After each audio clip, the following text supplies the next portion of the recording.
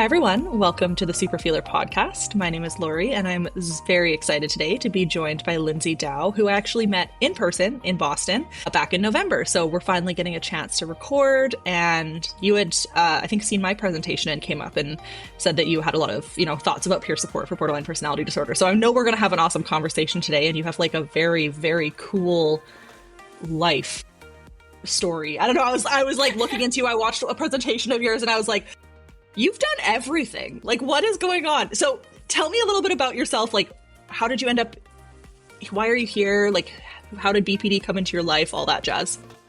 Thank you for having me, Lori. Of course. Excited to be here. I guess a little bit about me. I live in New York and was diagnosed with BPD about 10 years ago, and then subsequently with NPD, narcissistic personality disorder, a few years later. And I right now do a few different things. My background's actually in finance. I was an investment banker for a while.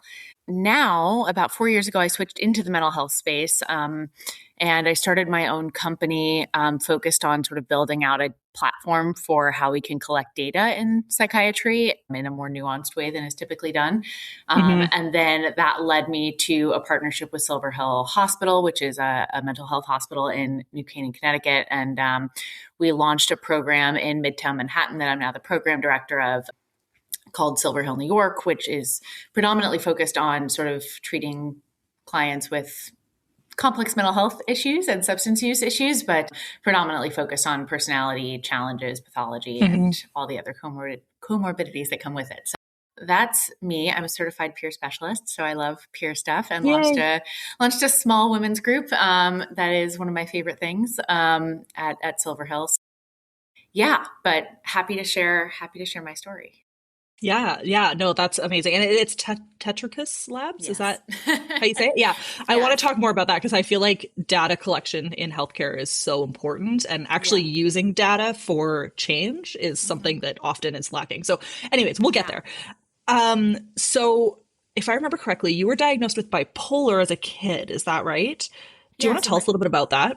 Totally. So my first challenges, I was like a real loner kid. So I always was like, alone in my room. I'm an only child, grew up in the middle of nowhere. So, wasn't great at making friends or having relationships outside of my mom. But, I really started feeling a lot of distress around two things, like going to activities like school and after school stuff. I would get like really panicked, and then I started binge eating, which I like really did not like and freaked me out that I was so out of control because I was pretty like controlled good kid.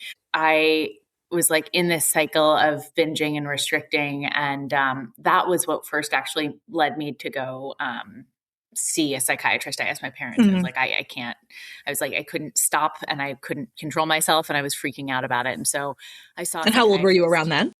I was about 14 when I cool. saw, I'd seen sort of therapists here and there before that, but this was the first time. And he pretty immediately diagnosed me with bipolar disorder and sort of explained like, oh, the like ups and downs. I had a lot of mood, like ups and downs, big crying fits. And he was like, oh yeah, the ups and downs are sort of the bipolar mania depression that you're experiencing. And, if you take this medication, I think it was just Topamax or something like that. If you take this medication, like you're not going to get the same ups and downs. And I was a big like poet, and I like loved my like moody poetry. And he's like, right, you may not have your poetry as much anymore, but like your mood will be stable and you won't binge as much. And I was like, you know what, whatever it takes, I will do it to get better.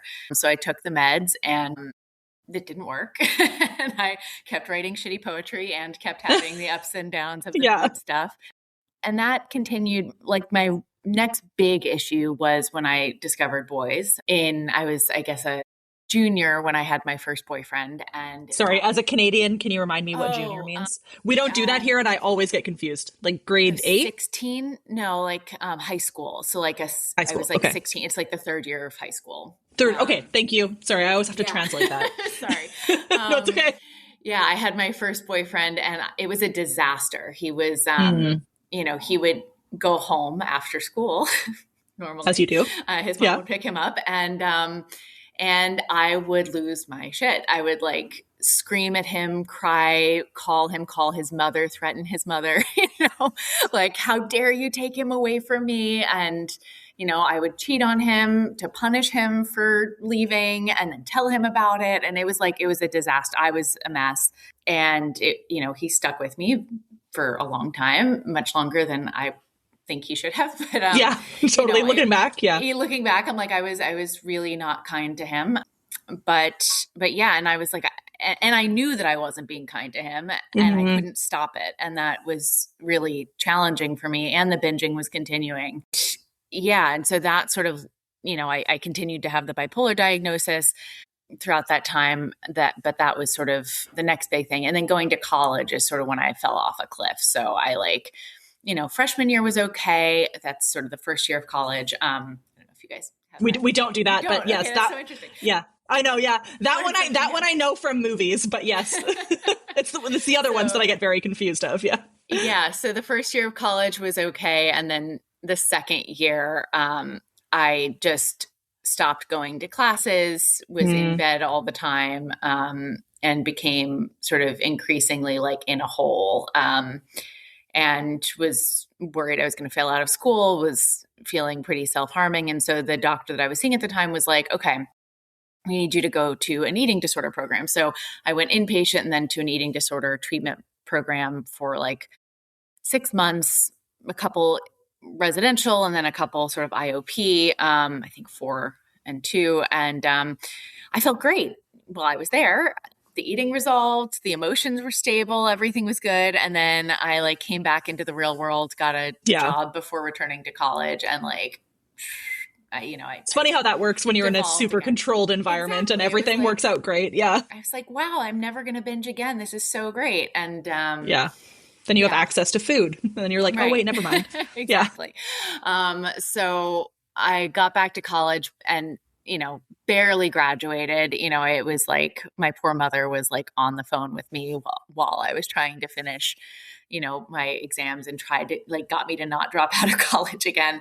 Yeah. But, I had a new boyfriend at the time, and it was like, same thing, right? He would try to go to class. We were living in my apartment together, and he would try to go to class, and I would scream and cry and threaten and freak out at him that he didn't love me if he went to class, which I also was like, no, God, come on. But it was it was so... You've got your rational mind is like, that doesn't make sense, but your emotion mind is fully in control. Exactly. Yeah. And, so that was, and, I also sort of cheating and back and I would drive up to Boston to see another guy on the snap of my fingers, and I was freaking out. And so it was a pretty rough time, but I graduated, got my first job, and it was, continued the same sort of pattern of freaking out about the relationship. And actually I was working in investment banking, which is a pretty long hours in terms of what you work as an analyst. And I would sort of wrap up at 11 o'clock at night, get on the train to go from New York to New Haven, which is an hour-and-a-half train ride. Oh, wow. Stay overnight with him and then sleep on the train basically, and come back for work in the morning just so I could spend every waking minute with him. Sometimes I'd take a random cab to New Haven, which was not a good idea. And my work, I was doing well at work, but it started to become more and more overwhelming. And I remember having this moment, which is sort of my personal narcissism turning point moment, where I was supposed to do this analysis. It was I needed to make judgment calls about which numbers to include and not include in the analysis. And I was sitting there at 12 o'clock at night alone in the office. And I was just I'm not going to get this right. And I would rather die than turn this in wrong. It was just so clear to me that those were my options, is either this is perfect or I need to kill myself. And that was it. I thought about it very seriously and luckily didn't kill myself, just quit my job. I'm glad for that. Good. Yeah. But that really scared the shit out of me. It was the first time that had happened to me in this process, and quit the job the next day, and sort of up and moved to Boston randomly and had a bunch of odd jobs here and there. And my suicidality got worse. The relational stuff got worse. And, I couldn't hold down a job at that point. I was just sort of stuck in bed. Like I would start jobs. I was really good at getting jobs. I'd get hired. They think, oh my God, this is because you're personable. Yeah. And I'm, smart, whatever. And I do a great job for a few weeks. And usually around the 2-month mark is when I would just like hit a wall and I just couldn't get out of bed and I would feel so stuck and overwhelmed and suicidal. Yeah. Like if I just can't do this. And so that sort of cycle continued. And sort of important to the story is, my mom was like everything to me. I'm an only child. She's an only child. We're just in each other's minds. And she had been like my closest support through this whole process. And so every time I'd have a panic, if my boyfriend couldn't pick up, it was usually her and her over my boyfriends often. And she was starting to get what we learned later was Alzheimer's disease. And so she was starting to like not be able to remember things. And I would take that personally. I was like, how could you not, remember? Did you not care? And I remember it was, November 2014. I was 2 years out of college and I was living in this like real shithole apartment in Alphabet City, which is actually now a nice area of New York City. But my boyfriend like wanted to go to church with his parents because they were in town and I was hungover. So I was like, I don't want to go. And then I was like, you can't go either if I don't go. And he was like, I'm sorry, like I'm going to church with my parents. And he left and I rage called him, rage text him. He stopped responding. And I remember going for a walk up and down the East River and was just like bawling my eyes out. Like I'm losing him and I'm losing my mom. Like I knew something was wrong. She hadn't gotten the diagnosis yet. And I was like, I'm not anything without these two people. Like I don't exist and I can't exist. And was your dad in the picture at all? He was. And it was sort of complicated. My mom had a very traumatic relationship with her father. Her parents were Puerto Rican immigrants, and her parents weren't married. And so he actually had another family that she learned about when she was 35. And so he was like in and out, and he was abusive, we think physically, probably sexually. And so she really didn't trust men. And so my dad was like, solid, steady, Freddie dude. But she basically told him when I was born, like, you can't touch her. You can't change her diaper. Like you can't go near her. And she was very much like, this is my child. This is not your child. Like you come to dinner. You can.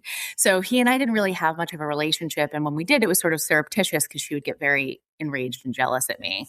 If we did have a relationship. And so, he was actually like around all the time, but like we just didn't. I would not bond ever. We totally. actually started bonding after she got sick because that allowed me to. So were they together? Yeah, interesting. Okay, till he passed away. Wow. But, okay. But yeah, but it was mostly her, and and it was she and I were. I think the word she used was super glued.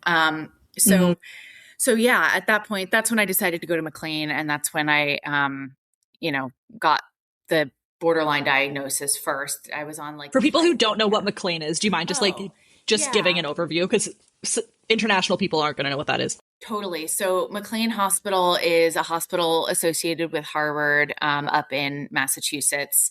And it is, working for Silver Hill, I won't say the preeminent mental health hospital. It's very well known. It's a very well-known mental health hospital. And it's honestly, I think, if I have my history right, probably the place where personality disorders were first really actually treated. And so John Gunderson I sort of developed this place called the Gunderson Residence, which I think was the first and certainly the best sort of residential program to treat women with personality disorders. And up until then, my doctor before that continued. This was a different doctor.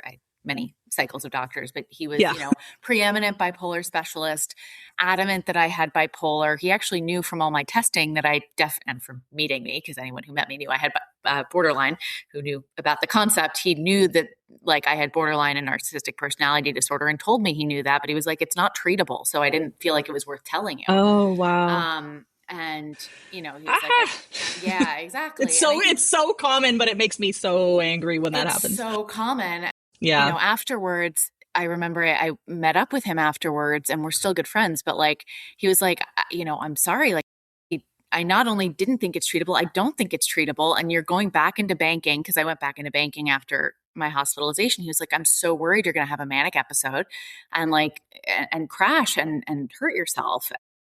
I was like, I'm going to prove you fucking wrong. Yeah, 100%. And I did. That's the BPD stubbornness that gets us to the place that we are today. Yeah. But yeah, the way that I figured out, because I actually thought I had borderline before going to the hospital, because he was like, I think you should, consider, he was like, you're very psychologically minded. Maybe you should think about going into psychology. Yeah. And so I was starting to like read papers, and I like read the term borderline, and I'd never heard it before. And this was like 2 or 3 weeks before I was in the hospital. And, I was like, dude, I read the diagnostic criteria and I was like, dude, what?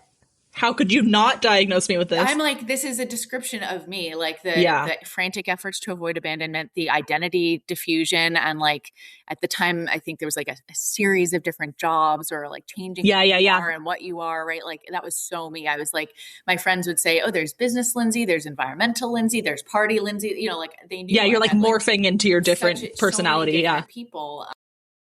And, the emptiness. And the one thing I never had until now recently is anger. Like I've never seemed like an angry person. And so that was, I think, another reason I probably didn't get that diagnosis as much, because I think typically like on the units, they would see someone with borderline as being a little bit more angry. And I've always been sort of placid. Internally angry? Internally very angry. Totally. I'm learning in my latter years.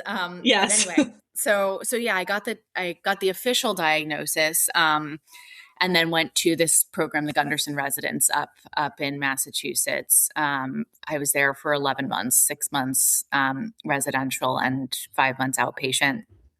And it was amazing. It was the hardest thing I've ever done in my life. My mom got diagnosed with Alzheimer's 2 weeks later, and I'm so grateful that it happened while I was there. So I had the support to figure out who was I going to be. But, I've often said, I think if she hadn't gotten diagnosed with Alzheimer's, I wouldn't have had the kick to develop my own identity. Like I would have, because you knew like I'm too. Yeah, exactly. You're too connected. I'm too connected. And I think I would have felt guilty for like abandoning her, and not being with her in that way. And so it was, because they were still in New York at the time. They were still in They New York didn't go with you. Yeah. Yeah, exactly. So, wow, that's a lot. So, yeah. But yeah, I left the Gunderson Residence and went into TFP in New York City, which I've been doing for over 10 years now. And, life really turned around. Like I've now been able to hold down jobs. I haven't been suicidal. I still binge eat. That's one thing. I can't stop doing it. I still me neither. Have no idea why. Yep, me too. And I like, you look at my psych records from when I'm like 10 and it talks about binge eating, and I'm like, is nobody going to try and address this? Like, I know. I'm 32, guys. This is ridiculous, but here we are. Comes up with an answer for that, let me know. Totally. I'll call you. Trying to figure it out, and I have new theories more recently, but yeah. And so I went. I was thinking I was going to go get a PhD, but ended up in the business world. I had like a part-time gig. It was interesting. So the Gunderson Residence had this philosophy of like, I think they saw my narcissism, and I was like, I'm going to go do a research. You had to work. And so I was like, I got a research position as part of the treatment. And they actually were like, no, you're not going to do something that uses your brain. Like you're way too reliant on your brain for self-esteem. You need to go do something that's not going to reinforce that cycle. And so I think I screamed and cried. I was like, fought that. Yeah, that would be hard. Because I was like, no, I want to get back into my career. I want to do something meaningful and career oriented. I can't be so off track for so long. But, they forced me to get like a recovery job. And so I worked at a thrift store. And it was so hard. It was like the hardest because people are so hard for me. And so I would like microanalyze every little thing. Like, did my coworker, did that thing that I said to him, did that insult him? Is he not talking to me because of this? And I was like, oh my God, like I can't even imagine trying to do this in a job that like was a career job. Like, yeah, like a high stakes. Yeah. If the stakes were higher, like I couldn't do it. This is why I wasn't working because I didn't have access to it, but with the treatment I did, and I could see that how much every little interaction was so impactful to me. So I worked the thrift store. I worked then at a farm, which was awesome. Best job ever. And then moved back down to New York. I was supposed to get like another recovery job, but I sort of snuck into an EA position, which then transitioned into, I sort of quickly got into leadership and became COO of this small company. And then decided I wanted to go back to business school and try my hand at investment banking again. Because I was like, you know what, this is the thing that defeated me the first time. I need to like prove that I can do this. Yeah. And I did.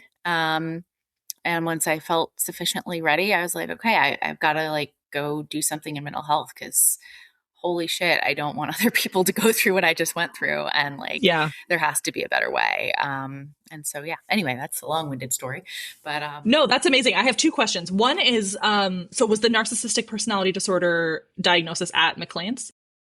We talked about narcissism at Gunderson, but I don't think they ever formally gave me that diagnosis. And I think as I recovered, and apparently this is quite common, like my borderline looking problems like went away pretty quickly. My relationships after treatment looked nothing like that. Like the frantic efforts to avoid abandonment, and it looked a lot more narcissistic. I was a lot more avoidant in my relationships. Sort of, I was very, and still struggle with this. Like, it's really hard for me to feel like I should fully trust and invest and depend on somebody else at this point because it's so scary that I might lose my identity because I feel like it's so fragile. It's so like, I've got it. Like I can work and like my career means so much to me that now, with my ex-husband, he'd be like, can we like hang out in the mornings? And I'm like, no, I have to work. Like you can't invade my work time. Like this is so important to me. And so yeah, it's been figuring out how to like go back into having meaningful, dependent like relationships and open up again has become much harder and is sort of the challenge now. And so we've sort of shifted the frame from worrying about, me going to work to worrying about me going to work too much, and like it's been it's a hard balance. Yeah. And a lot of the work more recently has been around like getting back in touch with the sort of more borderline fear of disconnection and fear, like the fear of dependency and desire for dependency and longing, and like trying to experience that again, because I, for a while, just like to get stable, kind of avoid it. Totally. And, so that's where, I think grappling with that has been sort of in the later sort of last like maybe 7 or 8 years of treatment has been more so the framework that we've been working in. Interesting. Yeah, I found like there's parts of me that DBT almost went on too far on one end, if that makes sense, where, and it sounds similar, right? You went from like over attached to avoid attached because it's just easier. And I feel like I have some of that too, where it's like, it's great, but also it's not good long-term. So can you describe, because the narcissistic personality disorder is super stigmatized.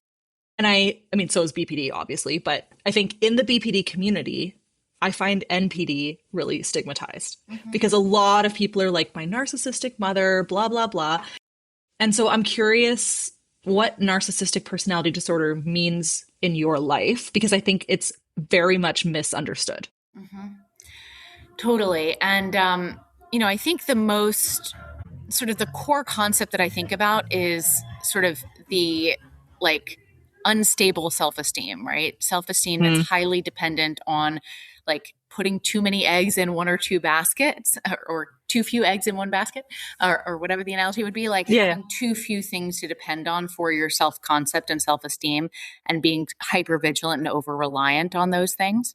And so sort of how you feel about yourself goes up and down dependent on these external factors. And I think with that, comes sort of concepts that have been really important to me of grandiosity, right? Like sort of feeling, like I can do anything, which, Yeah. I can do anything, but not everything. And I've noticed myself sort of leaning into that, entitlement and having sort of rage at not getting things that I want. And honestly, I used to have such a hard time getting out of bed in the morning, and the idea of, exploring my entitlement that I shouldn't have to get out of bed if I don't feel like getting out of bed.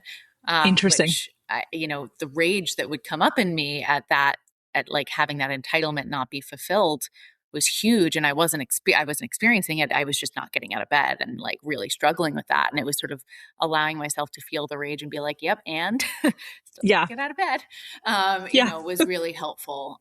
And I think also sort of the desire to attack relationships and sort of hold people at arm's length and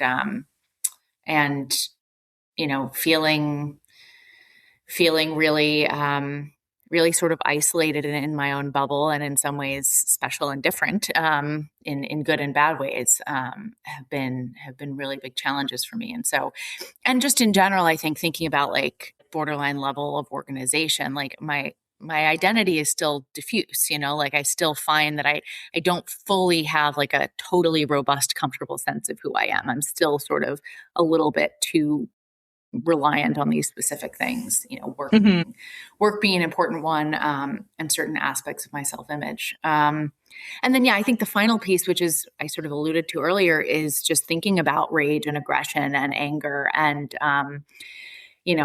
I have been so uncomfortable with that for so long as, something that was in me. And, I remember I was looking back at records. I had this conversation back at Gunderson, and only recently have I realized how much anger I have at my parents for sort of being,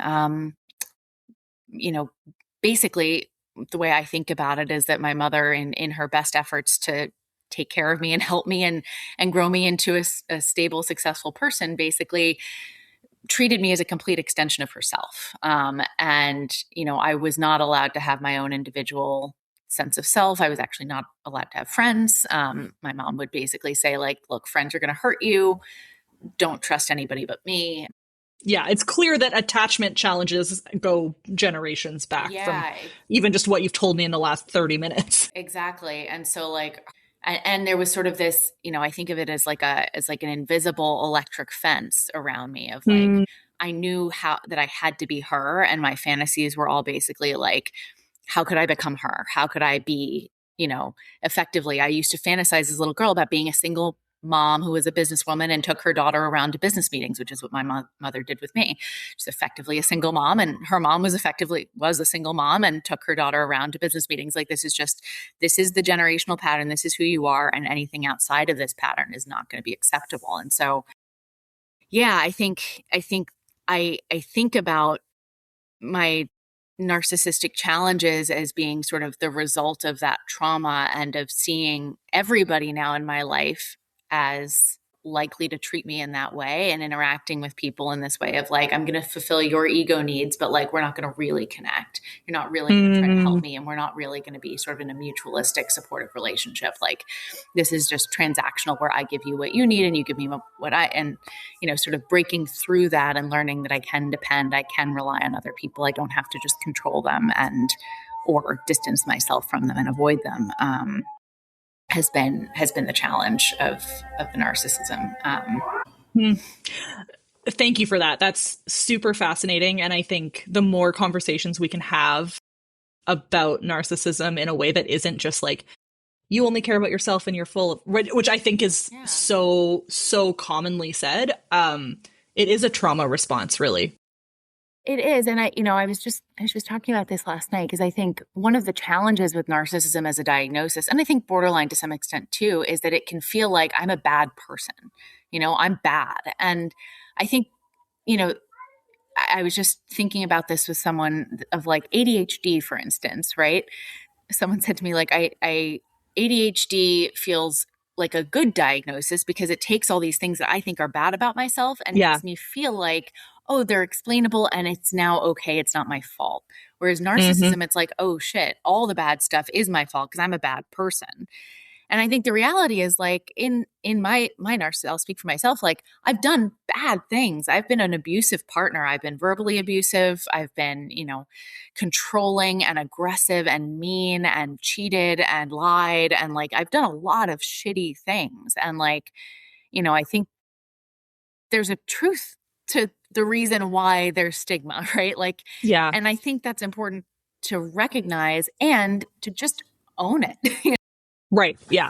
I came by it honestly. I came to this not because I wanted to hurt people, but because No. it is an adaptive response to a trauma. And now it's my job to do something about it and Exactly. Be And you are. And I Yeah. am. But I think grappling with what it like doing bad things doesn't mean you're a bad person. And it certainly doesn't mean that like you want to be bad, Yes. Yeah. You're not like some evil person sitting Right. in a castle Mastermind. Although, you know what? I have sadistic moments in my life when I certainly want to hurt people because they've hurt me and I want them to feel the pain. So like, it's real. And I think we have to grapple with those dark realities of our minds if we're going to and own them if we're going to do anything about it. Totally. Yeah.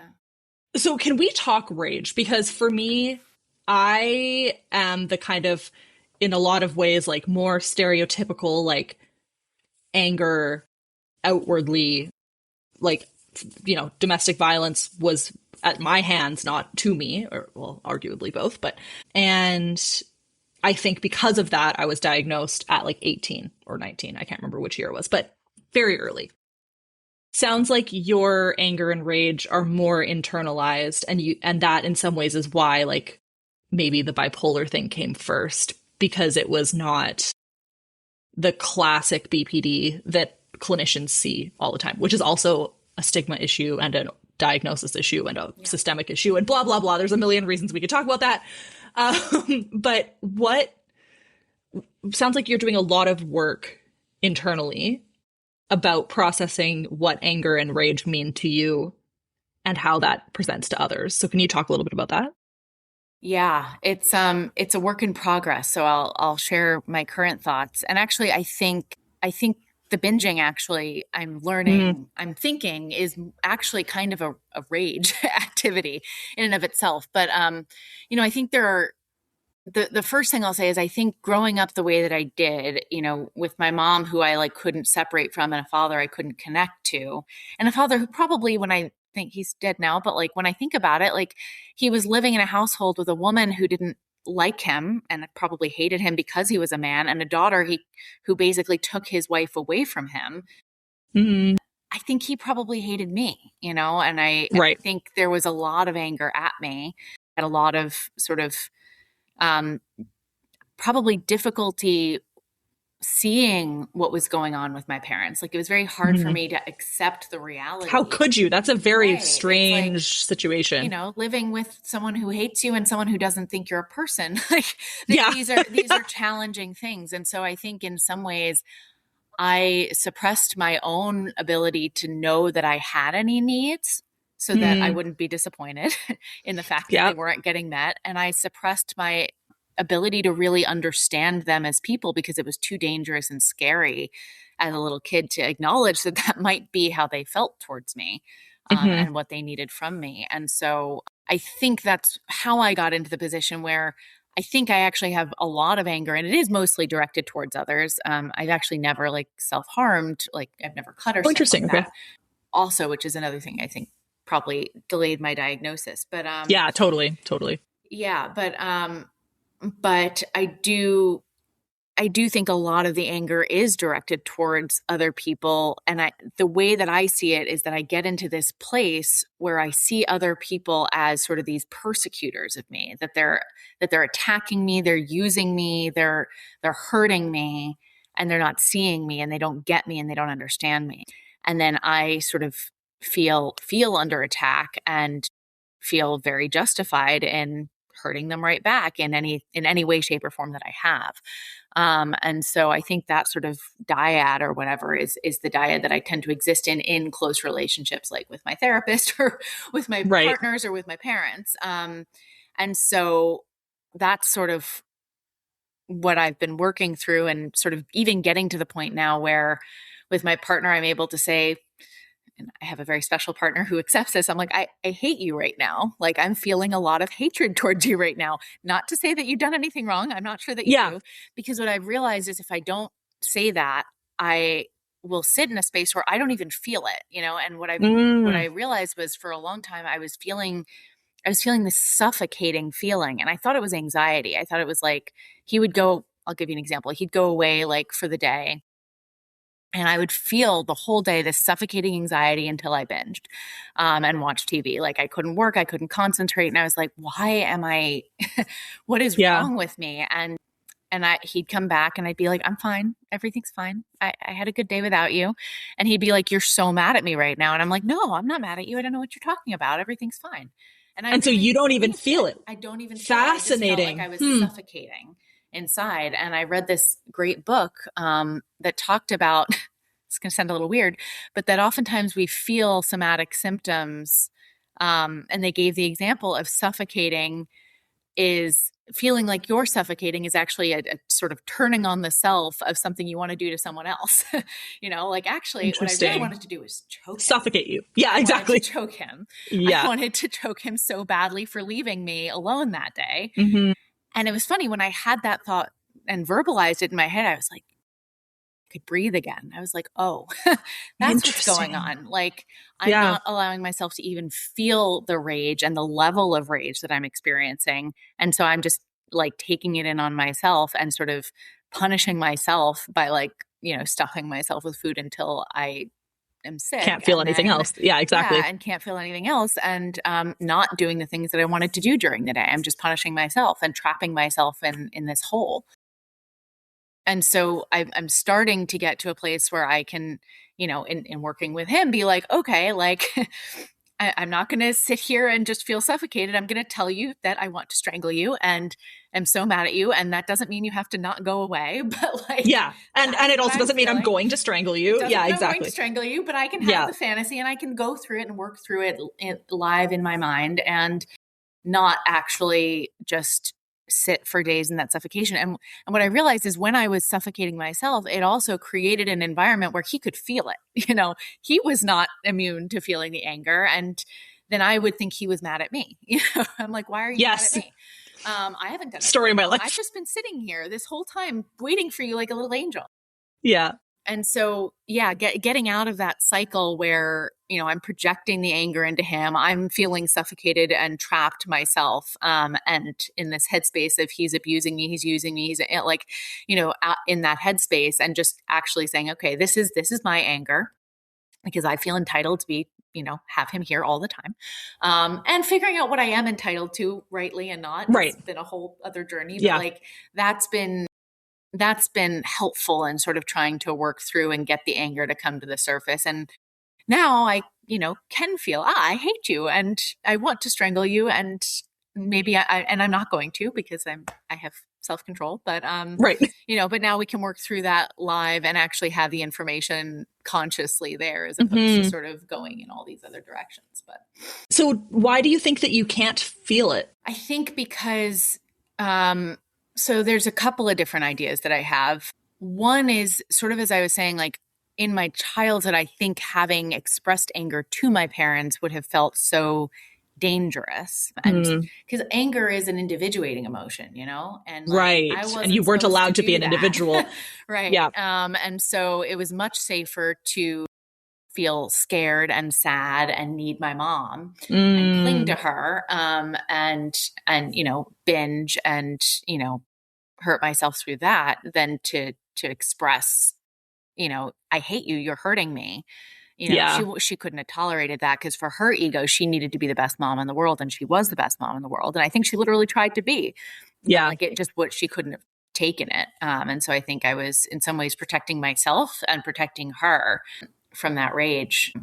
And I think, it's been hard, in my dad's later years, like we started talking a little bit more about how bad it was growing up for him and for me. And like, he ended up having a second family and sort of trying to create a family system that actually was like loving and functional, because he was so on the outs there. But I think grappling with how he must have felt towards me and the simultaneous like longing and hatred and isolation that we all felt was too much, I think, to bear, and too much to grieve, as a kid. So I think I just learned that, and it served me well. I'm the kind of person in the workplace who like, you can do just about anything to me and I'm going to be fine and chipper and like keep going and then just go home and binge, like, and it's so in some ways I find that it's very like, I'm very adaptive to some of the most challenging and difficult work environments because, you're whatever. I assume you're going to use and abuse me and I'm just going to, be fine with it and keep going. And so long as, you still have positive regard for me, I'm pretty okay. So, which is a helpful skill and probably a very helpful skill in investment banking in the current economy. Yes.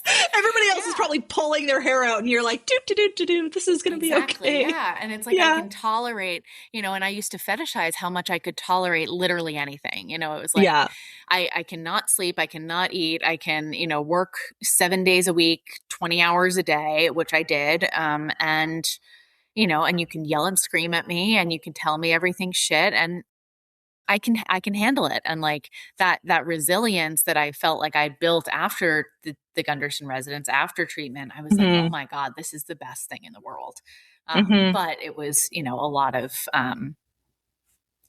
suppressing my own needs, which I just got very good at. As we do.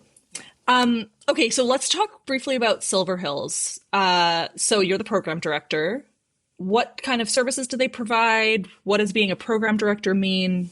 All that jazz. So we have 3 programs at Silver Hill. The first program was a substance use disorders program that was there, sort of longstanding, originally Freedom Institute. And so that's sort of a mentalization and DBT focused IOP. So 3 hours a day, 3 days a week for 8 which is also not a thing we talk about in Canada, which is funny. So intensive outpatient program. Intensive outpatient program. Yeah. So it's basically, you need a higher level of care and more support and structure than, once or twice a week psychotherapy or management. And it's a group plus individual based program. So it's a great concept because you can still go to your own home, watch your kids and your cats or whatever. Yeah. But it's still intense enough that you're getting hopefully what you need. Although that must be really hard with substance use because you're also going back to your current environment. Right. So a lot of our clients in the substance use program have sober living or sober coaches or things like that as well to support. But the idea is like, and I think there's a tension sometimes with hospitalization that it takes you out of your own life, right? It takes you away from the triggers, which can be good and bad, and that you don't learn to use your skills and do all of the thinking that you're doing around the things that are going to be triggering for you. And so we're sort of, oftentimes people are transitioning out of the hospital or out of detox, coming into our program. But on our mental health side, it's often people who are sort of in once or twice a week psychotherapy and it's not working. And so they need sort of something. And so we have sort of an intensive program with a similar structure during the day. And then we have this program that I run that's actually starts with a really intensive assessment. And so what we try to do in that assessment, it's sort of a 2-ish week assessment where we go really deep on some of these psychodynamic concepts of, what are the underlying patterns that are driving you and what sort of throughout your life brought you here, brought you to this place and built these dynamics and these patterns. And like, how do you model your mind? How do you model another person's mind? What are those models that you kind of get stuck in, like I was talking about, and what might get you unstuck? And so it's really a deep dive to try to build that understanding and like get you unstuck from where you are. And we do it sort of collaboratively with the client. There's a huge psychoeducation component to it, 2 hours a day for 9 days in a row, psychoeducation group to basically teach what are the different models that we use to think about some of these challenges so that we can understand sort of how do you fit within those models for yourself and how do you think about yourself, and then sort of a bunch of individual assessments that we do leading up to this letter that we write with the patient about these challenges and the patterns that we're seeing underlying the problems, and then sort of figuring out how to tailor treatment after that. And so that could be meds, group, interventional psychiatry, individual therapy of different types. I was going to say, so there's not like one modality that you're using. So At the clinic for the treatment, we're pretty heavily mentalization based. Okay. We do offer DBT skills groups, and some of our clinicians have sort of other specialties Right. like Yeah. TFP or things like that. But our groups and our philosophy is very inspired by mentalization based therapy. So basically, how do you build a model of your own mind, and how do you model other people's minds, and how do you keep those models online and not getting stuck in moments of high affect? And so, and that tends to be a very sort of democratic, collaborative process to build that model of your own mind that's coherent and clear, so that you can better understand what's going on for you in the moment. So that's sort of the assessment is really a buildup to understand those patterns. And then we do MBT group, mentalization group, to sort of exercise that, and then DBT group to sort of build up the skills, the sort of more rote skills of things you need to do to manage those emotions and keep. Every human needs DBT skills, right, in my opinion. Like everybody's like, yeah, should I take DBT? I'm like, yes, absolutely. Like you need those skills. Everybody does. Yeah. There's nothing else I can say about it. Yeah.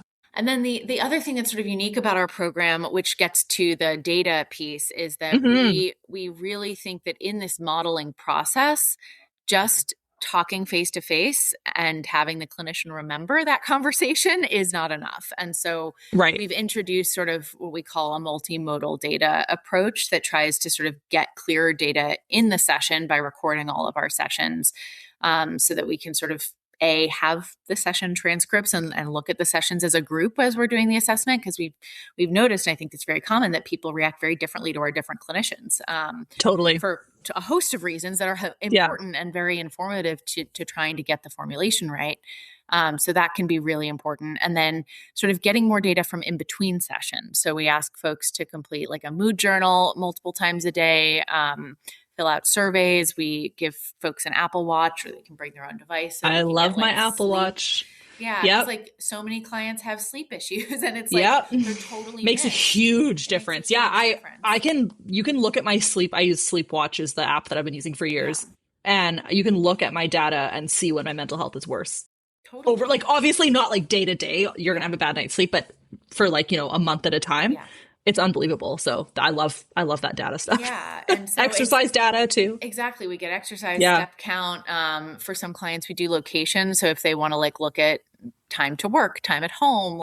Some interesting. Spend so much time at home, and they want to track, like, am I leaving? Am I going to the park for a walk every day? Things like that, which can be really good indicators of sort of changes in functioning.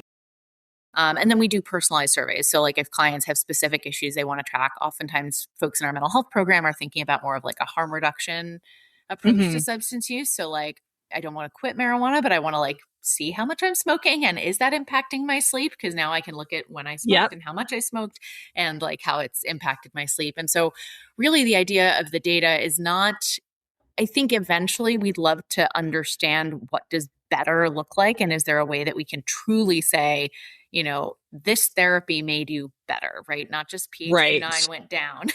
Totally. Yeah. In the ways that really matter to you, you got better. I think right now the idea that we have any sort of quantitative assessment of better is not realistic, personally. I don't even know if nuanced. I'm like, could there be one? Because everybody's goals are different. I don't know. Exactly. It's interesting. I mean, there's things like goal-based assessments, right? So each client sets a set of goals, and then you look at the ability to change towards the goals. But even in that, I think we've thought about implementing that as one of the things. But oftentimes our clients are coming to us because they have challenges with self-direction and goal setting, and they don't know what they want. And that's why they're there. So to ask someone like at the beginning of treatment, what's your goal for treatment? And then be measuring their progress based on how well they're doing towards a goal they set when they didn't know who they were or what they wanted seems so back-assward that it's like, how do you use that as a measurement? So really what we're doing is using it right now to try to build a more fulsome, coherent self-narrative, right? Like when I smoke weed, that impacts my mood in this way and my sleep in that way. And my sleep then impacts this, and like seeing it all together. Or when I see this doctor, he makes me really angry because we talked about this topic, and then I go smoke weed. Totally. Those patterns can be so helpful and elucidated in a way that, is, I even struggle to say that the data is objective, because the data is a communication, right? The data is really about like, what do you want to share with us? And we can look at it together and understand it together. But we think especially for self-report things like exactly. mood, right? Yeah. But even like choosing to wear the Apple Watch, right? Yes, like, true. We have clients that are like, I'm going to take it off when I drink so that you can't see how bad my sleep was. You're right? Like, okay, well, that's not super helpful, but you do you. Yeah. But it's also helpful in telling us what they want to hide, right? You know, if they want to share. Like we learn something either way about who they are. And that's really the goal, is to really deepen our shared understanding with the client of what they're going through. But who's analyzing that data? Because that's a shitload of data you're collecting. It is. And so right now, the way that it works is that the clinicians, we basically do a treatment review after those first 2 weeks, where we basically say, what are the key data points that we think matter and what is the focus of treatment that we're going to be looking at. And then every month, they basically meet with either our psychiatrist in charge or their primary clinician to go over the data and go over how things have moved and what it means. And so, you know, we're not really doing complex data analysis right now. Yeah. It's mostly just sharing back like what trends we have and discussing it. Yeah, exactly. Yeah. I think I have a fantasy that we'll get to a place where we can start to have, you know, better like biomarkers or things like that, especially around, I think the video and voice stuff can be so powerful. You know, someone comes in and they're talking about themselves in these generalized terms and jumping all around, and it's totally incoherent. Those are things we should be able to measure and see that after 6 months of mentalization therapy or something, you know, that changes. And we should see that. And we have a responsibility, I think, to look at that for our clients and say like, this is working or it isn't, or it's moving towards a more complex, coherent narrative or not. And why not too, right? I mean, that's exactly. A huge indicator. And yeah. Do we have to change? Should we try something else, you know, and be more sort of honest and accountable ourselves as a system to only giving clients treatments that are working and going the right direction.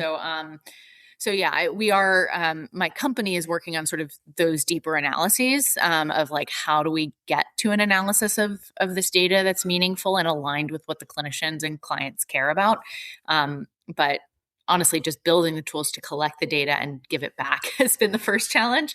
And now we're just now starting to think about sort of what are those key measures? How do we think about measuring things like reflective functioning or coherence in speech or, you know, things like that, which we think are going to be important and need to be looked at across therapies. And presumably you're using AI to try and take off that clinician load a little bit for some of that more intricate data analysis? Right now we're using human analysts that are leveraging machine learning techniques. And we do use like LLMs, like HIPAA compliant in our system, LLMs to do, you know, analysis at a very high level on the clinician side. So for instance, looking at like, you know, how often does this client mention self-harm in their journal entries? Like that's something that we don't need like a deep dive data analysis on. But yeah, we're not sort of, at this point, we're not building our own generative model or anything like that. We're really just looking at sort of more specific models, but maybe we'll get there. One day. Yeah. One day. That's so cool. I find data to be super helpful in my own wellness. And I've never had a circumstance where that's ever been considered by clinicians. So I love that this is using what we can easily track now. There's so many things that I track that I know are indicators of my wellness and my ability to cope with stressful situations and stuff.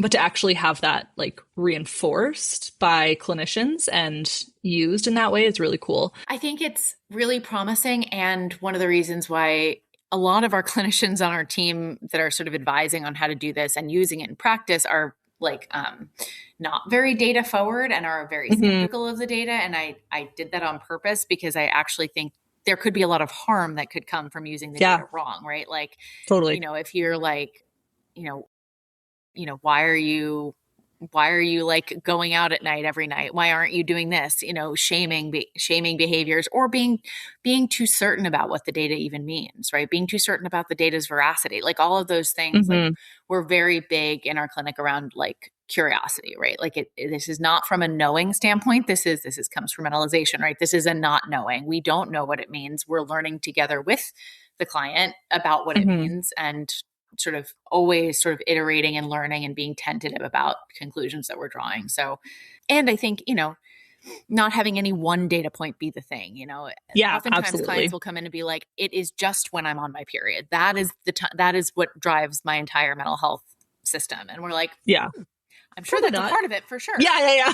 And maybe we can I think getting more complex and more detailed and more nuanced is the goal. So I think there are a lot of pitfalls, but it is, and the other thing which we did start thinking about, like how to use LLMs more. And the challenge is, LLMs really don't know what to pay attention to yet.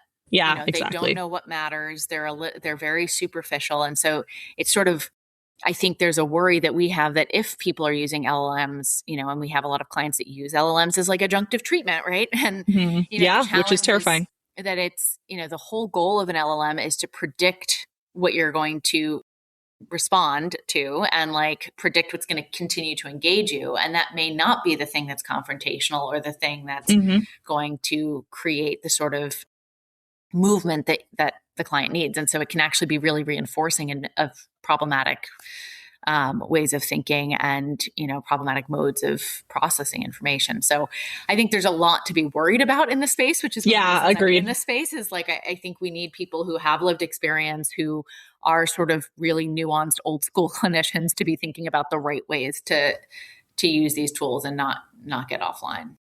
Yeah, no, for sure. So are people consenting to participate in research when they enter this program? Because there's so much cool research that could come out of this. So we didn't, so we've been open for a year, and we deliberately didn't start this with a research protocol because we wanted to really focus it on how do we make this useful in treatment and not just another study. But we've had such good sort of results of people engaging and being curious about it. And we do think that there's a lot of sort of for the greater good stuff that we could do with this information. So we are actually right now submitting an IRB protocol, Yay! Which I think you guys call something different. Research ethic board, but yeah, same idea. Same thing. So we're submitting a protocol now. So hopefully within the next month, we should be able to offer that as an option for clients if they'd like to participate. Not change what they're doing, but if they totally just have their data involved, for research purposes, so that we can start to think about some of these bigger questions and answering some of these questions, like how does adherent mentalization-based therapy versus DBT therapy impact client ability to regulate emotions or the way they describe themselves over complete time. Goals. There's so many questions that could be addressed with this data that could be really powerful. And I think, one thing I've learned about working with people with BPD and NPD is that they're very self-curious. And I think very curious about the disease, unlike many other conditions. And so I think from what I've seen in our clients, a lot of them are like wanting to have answers to these questions. And I'd love to I think having peers and people with lived experience more deeply involved in that research process would be really powerful.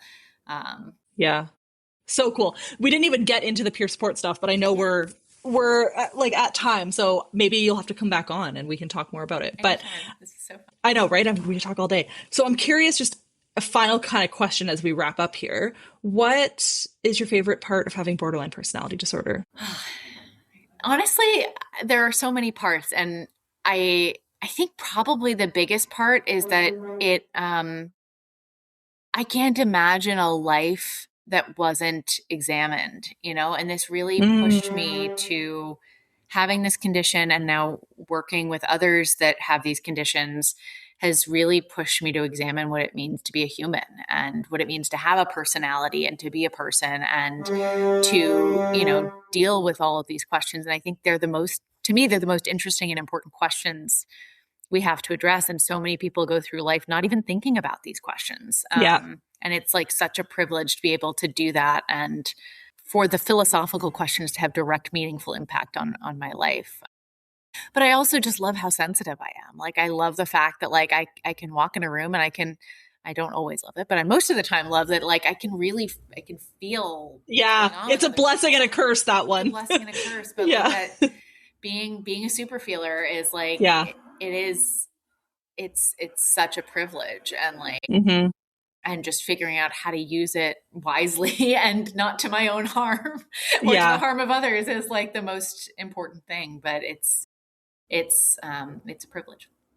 Well, Lindsay, thank you so much. This has been an absolute blast. And thanks for all the cool work you're doing. It's incredible. And I'm sure this is not going to be our last conversation because there's just so much to talk about. I hope not. Thank you for everything you do, Lori. And of course, you too. Yes, thanks so much. Thank you so much for listening to the Superfeeler podcast. This episode was recorded on the traditional and unceded territory of the Matsqui and Sumas First Nations. If you'd like to learn more about the Superfeeler podcast, share your story, or participate in the Superfeelers Club, which is our peer support group, it's totally free, virtual, and open to anyone who experiences intense emotions or has borderline personality disorder, please check out the link in our show notes or go to laurieedmondson.com. If you would like to support the show, we would very much appreciate it. There's an option to do monthly small donations at whatever denomination you'd like, and you get bonus content, extra resources, and extra connection to me. That can be found on patreon.com/superfeeler, or again in the notes below. Thanks again, and have a great day.